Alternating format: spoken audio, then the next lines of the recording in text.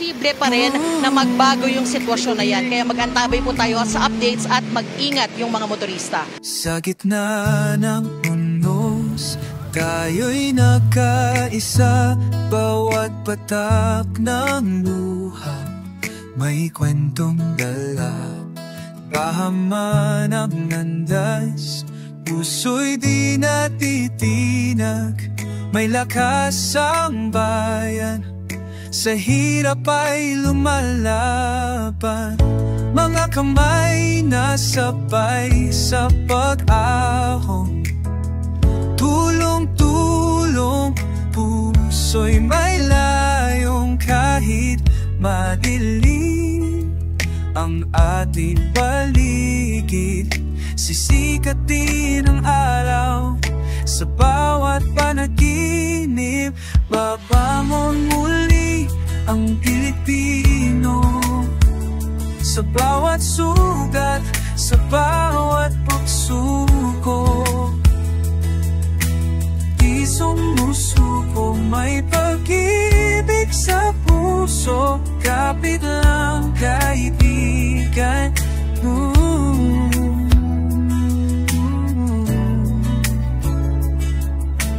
May pag-asa pa. Babangon muli ang Pilipino, may ngiti sa gitna ng unos. Dahil puso natin mo, kapit lang kaibigan mo.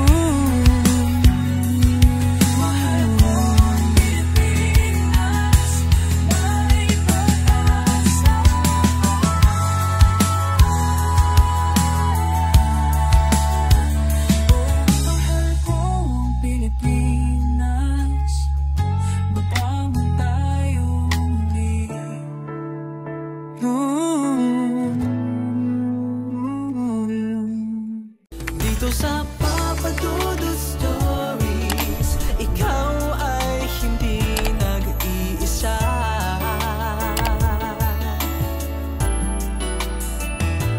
Dito sa Papa Dudut Stories, may nagmamahal sa'yo. Papa Dudut Stories.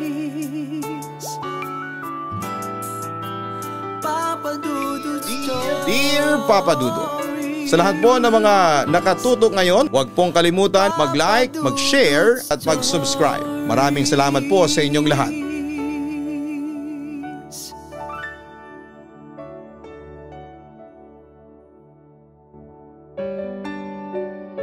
Naniniwala ba kayo sa kapangyarihan ng dila?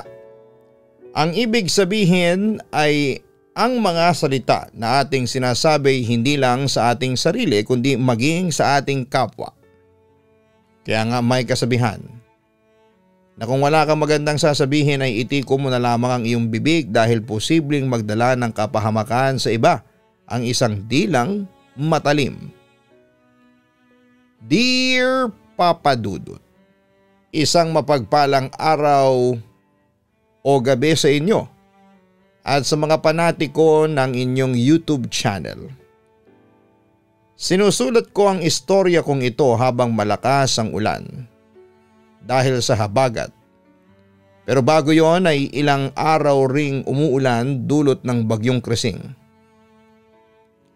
At kahit na late nyo nang mabasa sa channel ninyo ang sulat ko ay gusto ko lang sabihin na sana'y ligtas at mayroong masisilungan ang mga kababayan natin. Ako nga pala si Dylan, 37 years old at nagtatrabaho bilang graphic artist sa Manila. Nai-relate ko ang sitwasyon sa kwento na isi-share ko sa inyo kasi noong araw ay mahirap lamang kami. Nakatira lamang kami noon sa riles ng tren at umuuga ang maliit at unstable naming bahay sa tuwing dumaraan ang dambuhalang sasakyan na yon. Noong bata ako ay kinakatuwa ko kapag umaalog ang bahay namin. Kasi para sa akin ay laro lamang yon. Kaya nga kinasabikan ko sa tuwing dumaraan ng tren sa Riles. Pero hindi masaya ang mga magulang at kapatid ko sa tuwing nangyayari yon kasi nagigising sila sa pagtulog.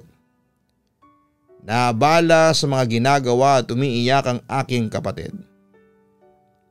Pero bukod sa bagay na yon ay hindi na rin naman ako masaya sa estado ng bahay namin. Dahil nga maliit lamang yon at butas-butas ang bubungan. Kaya kapag umuulan ay automatic na tumutulo sa loob ng bahay namin. Pero dahil mahirap lamang kami ay wala kaming magawa kundi ang magtiis. Papa Dudut, proud naman ako sa trabaho ng tatay ko pero aminado ako na maliit lang ang kinikita niya mula sa pagtatrabaho. Bali nangangalakal pala siya ng mga pwedeng ibenta sa junk shop. Habang ang nanay ko naman ay sumasideline sa paglalabada. O di kaya ay tendera kapag walang pwedeng tumao sa panaderya. O sa bakery na palagi naming pinagbibilhan. O di kaya minsan ay inuutangan ng mainit na pandesal. Pero kapag nagjo-duty siya doon ay kasama niya ang maliit kong kapatid. Dahil wala naman siyang mapag-iwanan dito sa bahay namin. Samantalang ako ay sumasama sa tatay ko na mga lakal. Oo nga pala, hindi ko masabi kung sobrang horror ng kwento na ito pero gusto ko pa rin ibahagi dahil meron din naman itong nilalaman ng mga kababalagan. At yun nga ang gusto kong isa-isahin at imayin sa sulat kong ito. Magsisimula yon nang madiskubre ko na meron akong kakaibang kakayahan. Kumbagay kapangyarihan ngunit kung tatanungin ninyo ako kung proud ako roon, ay mabilis kong sasabihin na hindi. At nagsimula ko madiskubre yon nang umuwing bugbog sarado ang tatay ko galing sa pangangalakal. Nang mga panahong yon ay hindi ko siya masamahan kagaya ng palagi naming ginagawa. Nasa school kasi ako noon at sumasama lamang sa kanya tuwing Sabado at Linggo o kapag wala akong pasok sa eskwelahan. Kahit naman mahirap ang buhay namin ay ginapang kami ng kapatid ko ng mga magulang namin. Walang araw na nagdaraan na hindi nila pinapaalala sa akin na pribilehiyo ang makapag-aral. At talaga namang dapat ko raw pagsikapan na makapagtapos para magkaroon ako ng magandang buhay pagdating ng panahon. Kaya nga sinaisip at sinapuso ko ng lahat ng tagubilin sa akin ng mga magulang ko. Tinatako sa aking isipan na magtatapos ng pag-aaral para magkaroon ng matinong mapapasukan. Gusto ko kasing mag-ipon ng pera para makabili ng maayos na bahay para sa amin ng aking pamilya. Kaya nga sobrang sama ng loob ko at lungkot na rin nung isang gabi ay umuwing bugbog sarado ang tatay. Ang sabi niya ay meron daw grupo ng mga lalaki na nantrip sa kanya. Bale 3 ang mga ito at pawang nasa impluwensya ng alak. Kabarangay lang daw namin sila kaya hindi niya inakala na gagawan siya ng masama ng mga ito. Bukod kasi sa pangbubugbog sa kanya ay pinagbabasag pa ng mga ito ang nakolekta niyang bote at pinagsisira ang iba niyang kalakal kaya wala na halos mapakinabangan upang maibenta. Kaya nga umiyak talaga ng husto ang tatay ko habang ginagamot ng nanay ko yung mga pasa niya sa mukha niya. Siyempre ako naman bilang bata ay nakatulala lamang ng mga panahong yon. At kahit na gustuhin kong umiyak ay mas nadaig ng galit ng aking puso. Para sa tatay ko na wala namang ginawang masama sa kanila ngunit tinarantado nila. Kaya kasabay ng awa at lungkot ay ang matinding pagkamuhi para sa 3 taong bumugbog sa tatay ko. Doon ko na nga nasabi yung bagay na hindi ko akalaing masasabi ko. Sana mamatay na silang lahat. Saad ko na punong-puno ng galit. Agad na patingin sa akin ang mga magulang ko habang nanlalaki ang mga mata. Nakita ko rin na nagkatitigan sina nanay at tatay dahil siguro hindi sila makapaniwala sa mga sinabi ko.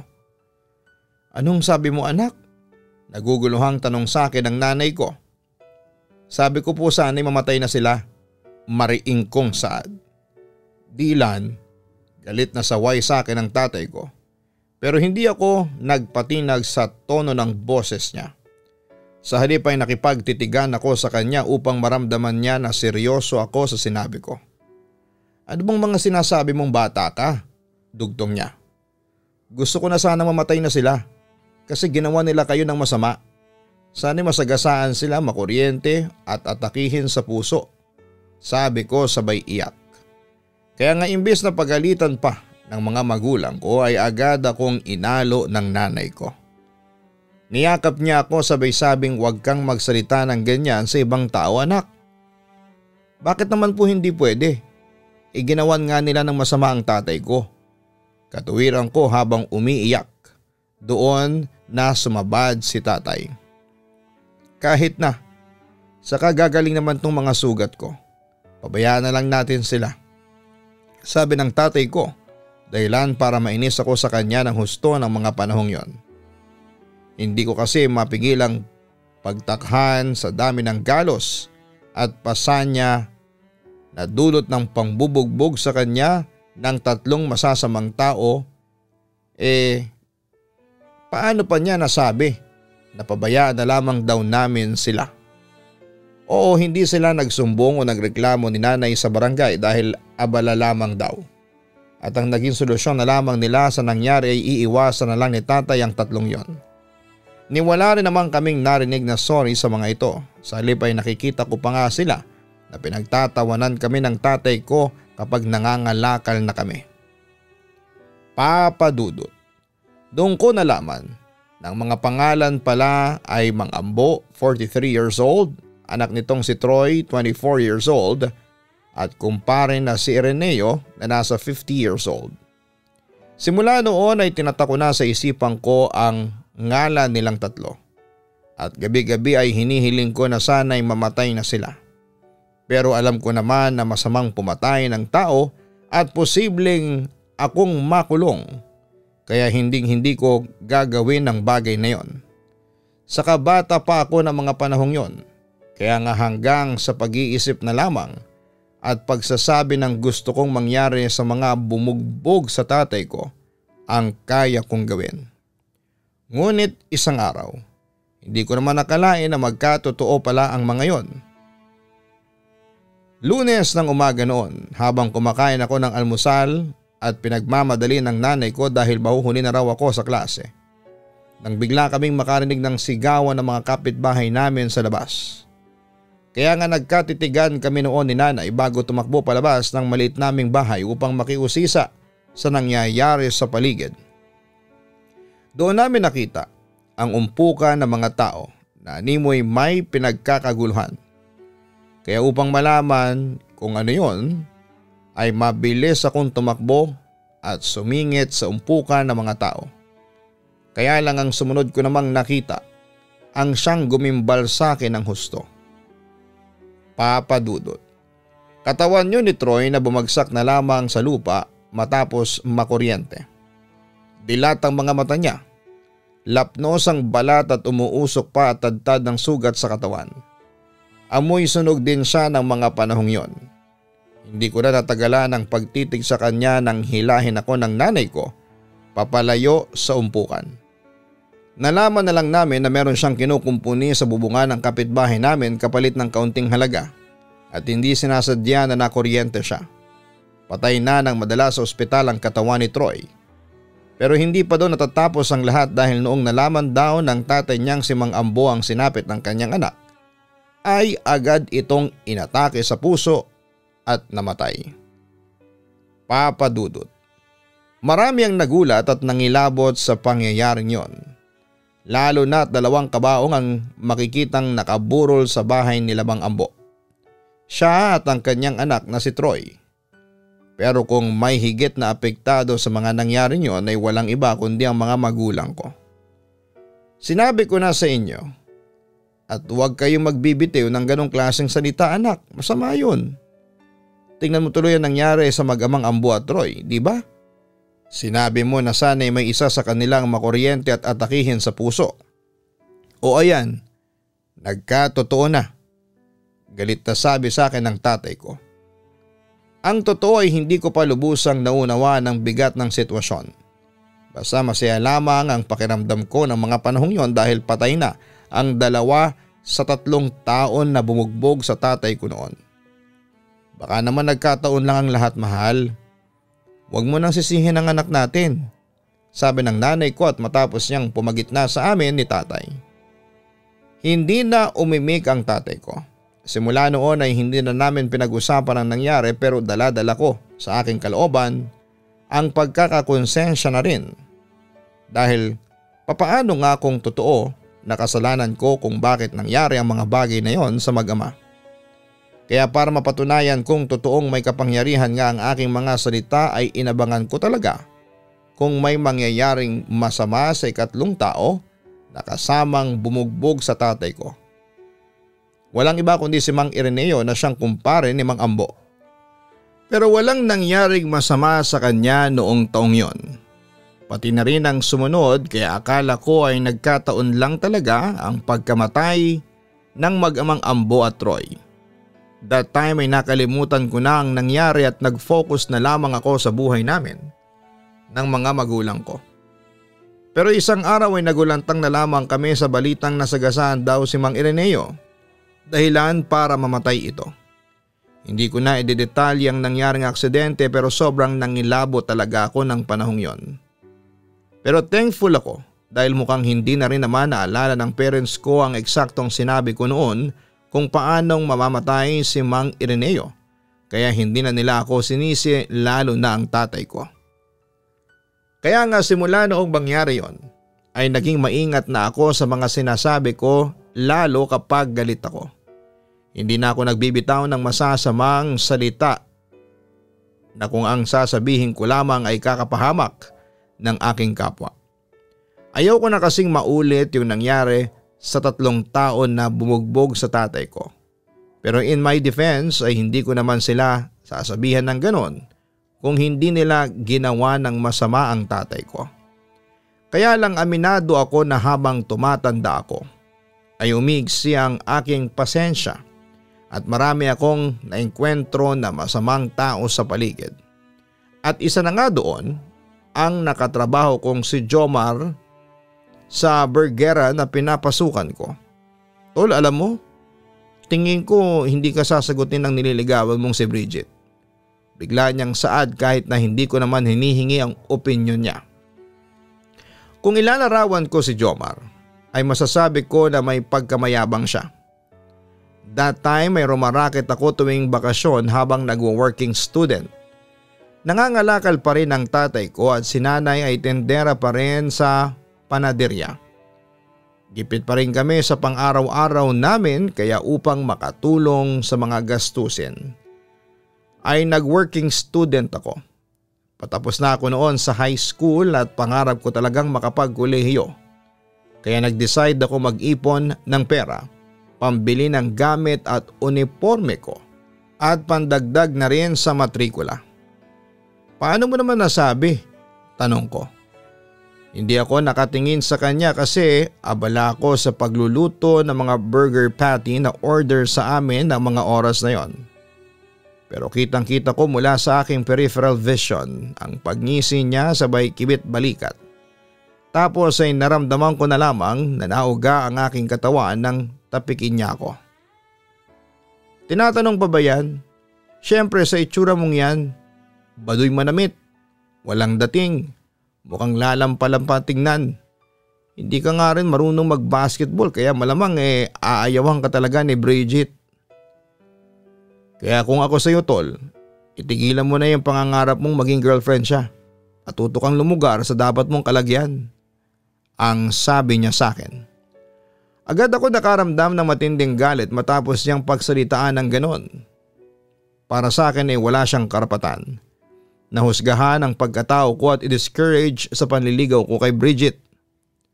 Akma na akong magsasalita ng masama tungkol sa kanya nang ma-realize ko na dapat ay matutuhan kong kontrolin ang damdamin ko. Kaya nga agad kong kinagat ang aking dila para hindi matuloy ang sasabihin ko. Napangiwi pa ako sa sakit dahilan para pagtawanan ako ng husto ni Jomar. Papadudot pinagpatuloy ko pa rin ang panliligaw kay Bridget. Balik katrabaho rin namin siya ni Jomar pero nauna kaming magkakilala. Nauna rin kasi ako kay Jomar sa burgeran na yun ng 2 buwan at si Bridget ang original kong kasama. Pero nagpalipat ako sa gabi dahil nag-aaral ako sa umaga. At doon ko naging partner si Jomar sa pagjuduty. Since day 1 ay napansin ko na talaga ang kayabangan ng taong ito. Ngunit pinakisamahan ko siya sa abot ng makakaya ko. Pero sadyang matalimang dila niya at walang preno sa mga sinasabi. Kumbaga ay hindi na niya pinag-iisipang mabuti kung makasasakit ba siya ng kapwa kapag binitawan niya ang isang salita. Sa kabilang banda ay napaisip din ako kung may isip ba siya. Para kasing wala eh. Papadudot tumagal ng 2 buwan ang panliligaw ko kay Bridget at akala ko talaga ay sasagutin na niya ako. Okay naman kasi ang samahan namin at tingin ko ay napatunayan ko sa kanya na seryoso ako sa nararamdaman ko at kagustuhan na maging kasintahan siya. Yun din ang trato sa akin ni Bridget. Masasabi ko na pinaramdam niya sa akin na mayroon kaming mutual understanding. Kaya nga gano'n na lamang siguro ang dismaya ko. Noong sa dulo ay hindi pa rin ako sinagot ni Bridget, papadudot.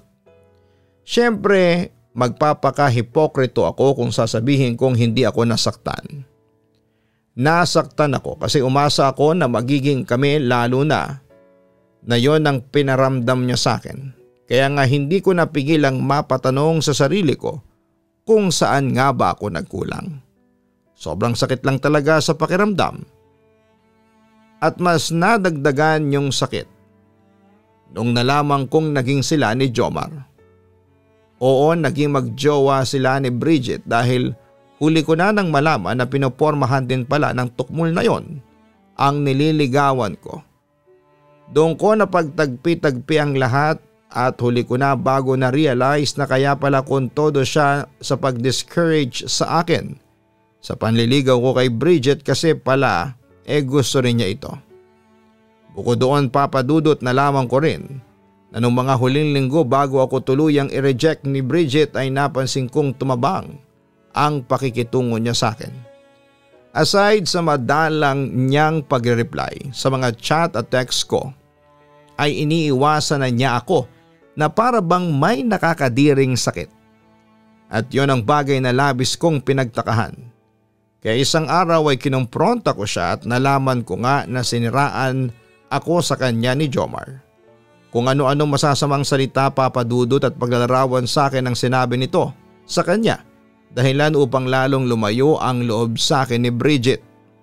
Dahil sa mga nalaman ko ay hindi ko napigilang tanungin siya kung gano'n na lang ba kababaw ang pagkakakilala niya sa akin para maniwala kay Jomar ng gano'n kabilis. Dinagdag ko pa na wala pa ba akong napapatunayan sa kanya. Pero tanging paghingi lang ng tawad ang nasabi ni Bridget at alam ko sa sarili ko na wala na akong magagawa pa. Kaya nga kahit masakit ay tinanggap ko na lamang na hindi kami para sa isa't isa. Alam ko na marami sa mga tagapakinig ninyo ang mapapatanong kung nasaan ang horror sa kwento ko. Pero una ko na namang sinabi na hindi ito tungkol sa mga multo o elemento, kundi sa kakaibang karanasan ko na masasabi kong hindi nakakatuwa, sa halip ay nakakatakot. Kaya naman naglakas loob pa rin po akong ibahagi sa inyong channel, Papadudot. Sa pagkapatuloy ng sulat ko dahil sa matinding galit at lungkot, ay hindi ko na nga nagawang kontrolin ang aking emosyon. Oo, nakapagsalita ako ng masama kay Jomar at sinabi ko na sana'y mabagok ang ulo niya para lang makaganti ako sa ginawa niya sa akin. Ako kasi yung tao na hindi nakikipagtalo. Mas gugustuhin ko na lamang na manahimik sa isang tabi. Siguro'y naman ako ang ugaling ito sa tatay ko. Nakakatuwa na nung kabataan ko ay naiinis pa ako sa kanya kasi hindi siya marunong magsalita at lumaban, pero hindi ko akalain na matutulad pala ako sa kanya sa pagtanda ko. Anyway, pagkasabi ko ng masamang bagay na yon ay agad na gumaan ang aking loob. Nandun pa rin yung sakit at lungkot pero mas nakakaya ko na. Wala naman akong magagawa kundi ang umusad at ayoko nang maparalisa ang buhay ko nang dahil lamang sa nabigong pag-ibig ng isang babae. Hindi nga nagtagal ay umalis na rin ako sa burgera na pinagtatrabahuhan ko, Papa Dudut. Naganap ako ng ibang mapapasukan na may mas mataas na kita habang nagpapatuloy pa rin sa pag-aaral. Sa awa ng Diyos ay nakapasok naman ako bilang agent sa isang call center. At makalipas nga ang 6 na buwan, isang unknown number ang nag-text sa akin na agad kong pinagtakahan. At dahil wala akong magawa ng mga panahong yon ay nireplyan ko ang naturang numero. Doon ko nga nalaman na si Bridget yon. Binura ko na kasi ang number niya na nakasave sa phone ko at blinak ko na siya sa social media. Parte yon ng pag-move on ko sa kanya. Kaya naman napaisip ako kung bakit niya ako kinontak. Nakasave pa pala sa kanya ang numero ko. Dagdag ko pang isipin ang mga panahong yon. Hindi nagtagal, Papa Dudut, nalaman ko na napatext lang naman pala si Bridget sa akin para ibalita na namatay na raw si Jomar. Pero hindi naman ito nabago kagaya ng hiniling ko noong mangyari sa kanya kundi dahil nagkaroon ito ng malubhang karamdaman.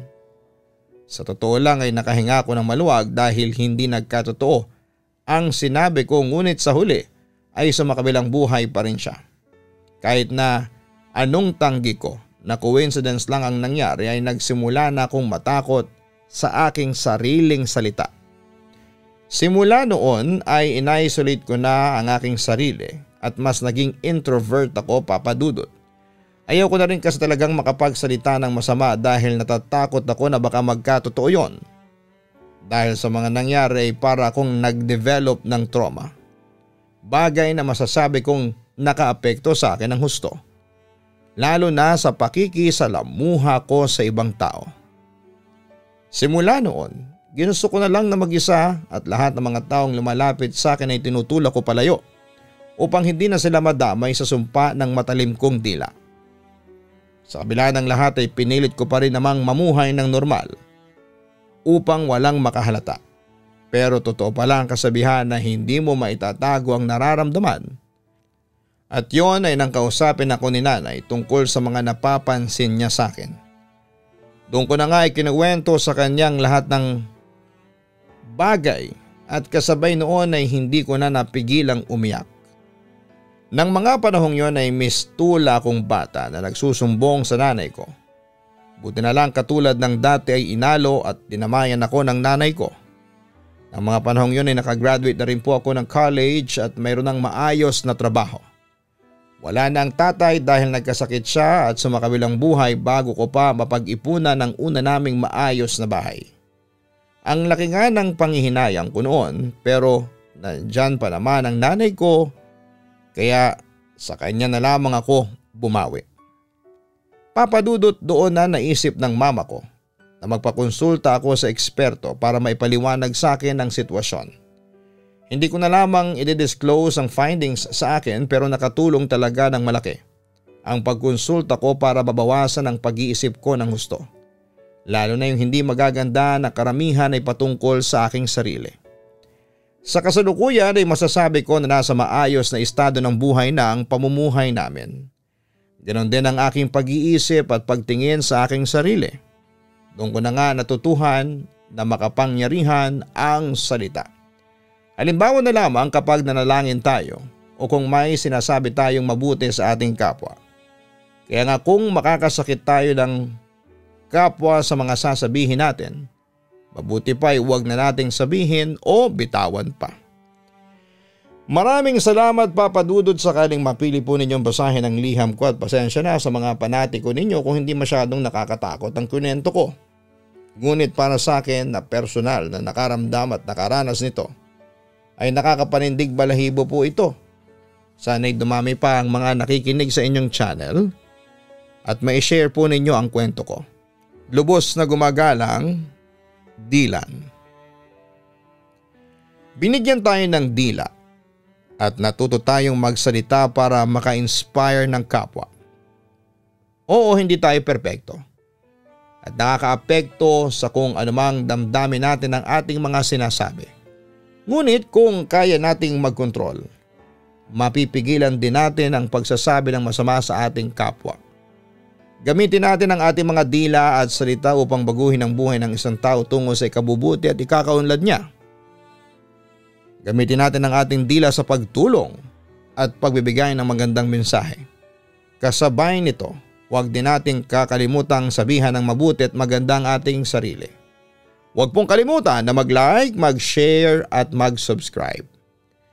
Hanapin niyo po ang Kaistorya YouTube channel. Ito po yung isa nating channel, narrated by Jason Steele and produced by Papa Dudut.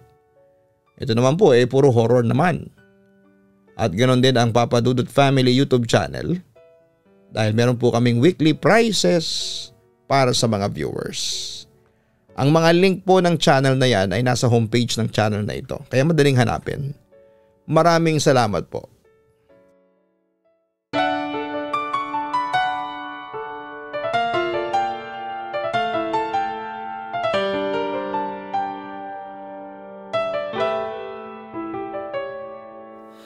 Ang buhay ay mahiwaga, laging may lungkot at saya.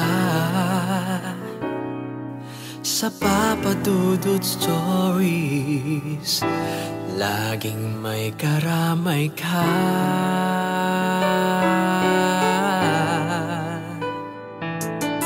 Mga problemang kaibigan, dito ay pakikinggan ka. Sa Papa Dudut Stories, kami ay iyong kasama. Dito sa Papa Dudut Stories, ikaw ay hindi nag-iisa.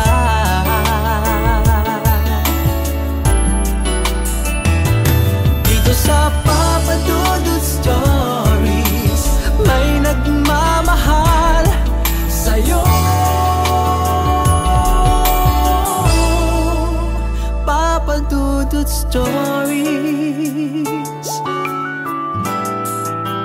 Papa Dudut Stories, Papa Dudut Stories.